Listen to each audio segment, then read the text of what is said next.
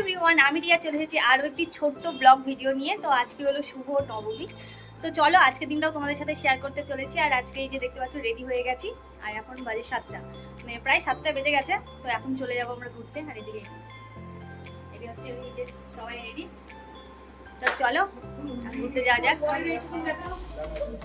এবার নবমীর দিন আমরা সবাই মিলে ঘুরতে গেছিলাম। সবাই মিলে বলতে আমার ননদ ঝিলিক, আমি, তোমাদের দাদাভাই বিশ্বদা আর সবুজ ভাই।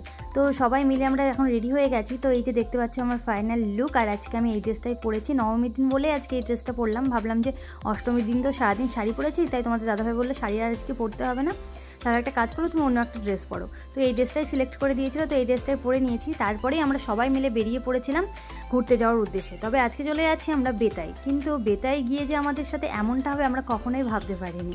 কি হয়েছে না হয়েছে চলো এই ব্লগে আমি শেয়ার করি। আসলে বিয়ের পর আমরা 2 বছর ধরে এই বেতাই ঠাকুর দেখতে যাচ্ছি। আর বেতাই মণ্ডল বাড়ি আছে সেটা অনেকে জানে, আমাদের করিমপুরের এই সাইডে যাদের বাড়ি তারা হয়তো অনেকেই এই বাড়িটা চেনে। আর এই বাড়িতে প্রচণ্ড বড় করেই পুজো হয় আর দারুণ লাগে দেখতে। তো সেই উদ্দেশ্যেই আমরা সবাই মিলে বেরিয়ে পড়েছিলাম। তো ওখানে গিয়ে দেখছি যে বাড়িটা পুরো অন্ধকার হয়ে আছে। তারপরে জানতে পারি যে ওই বাড়িতে কে একজন মারা গেছে, তার জন্য এবার পুজো হয়নি। তো একটু মন খারাপ হয়ে গেছিলো। কিন্তু মন খারাপ হলে কী হবে বলো, ওখানে কিন্তু প্রচুর ঠাকুর হয়, বেতায় প্রচুর জায়গায় ঠাকুর হয়েছে। সেই ঠাকুরগুলোই আমরা কিন্তু এক এক করে দেখে নিয়েছিলাম। আর আমার ননদ দেখো বেরিয়ে পড়েছি ঠাকুর দেখার উদ্দেশ্যে। তোমাদের দাদাভাই কিন্তু পেছনেই ছিল, ও বললো যে তোমরা যাও দেখে এসো, আমি গাড়ির কাছে থাকছি। তো আমি আর আমার ননদই ভেতরে গেছিলাম। তো ফার্স্ট আমরা এই ঠাকুরটা দেখে নিয়েছি।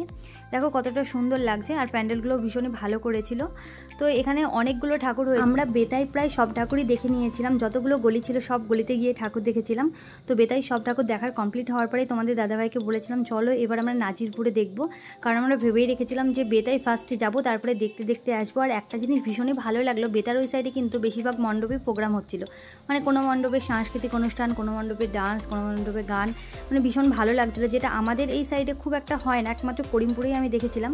আর তাছাড়াও একটা জায়গায় আমরা যেটা দেখছিলাম প্রোগ্রাম হচ্ছিলো সেটা হলো কাঠালিয়াতে। তো ফার্স্টে তো আমরা কাঠালিয়াতে মানে দাঁড়াইনি, চলেই গেছিলাম বেতাই। তো এবার এসে আমরা সঙ্গে সঙ্গে দাঁড়িয়ে পড়েছিলাম মানে কাঠালিয়াতে।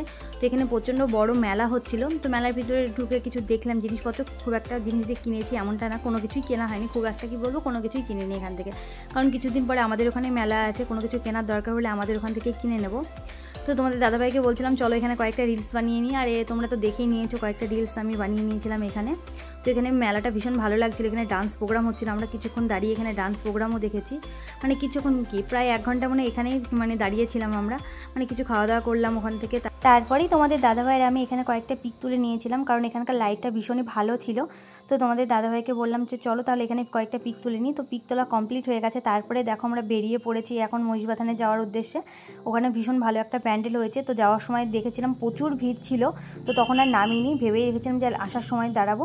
আর এই যে দেখতে পাচ্ছ আমরা কিন্তু এখন পৌঁছেই গেছি। আর এটা দেখে বুঝতেই পারছো এটা কিন্তু কেদারনাথ হয়েছে।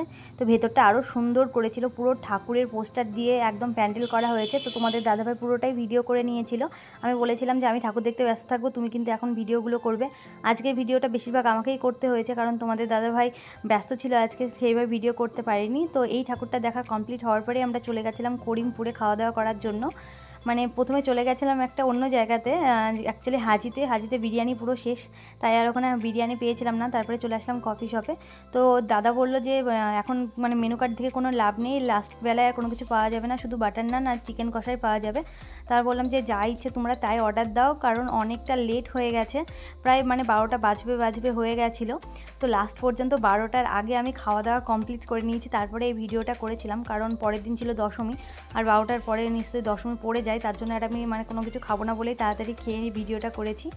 তো আজকের ভিডিওটা কেমন লাগলো অবশ্যই কমেন্ট করে জানিও, তোমাদের সাথে সবটাই শেয়ার করলাম।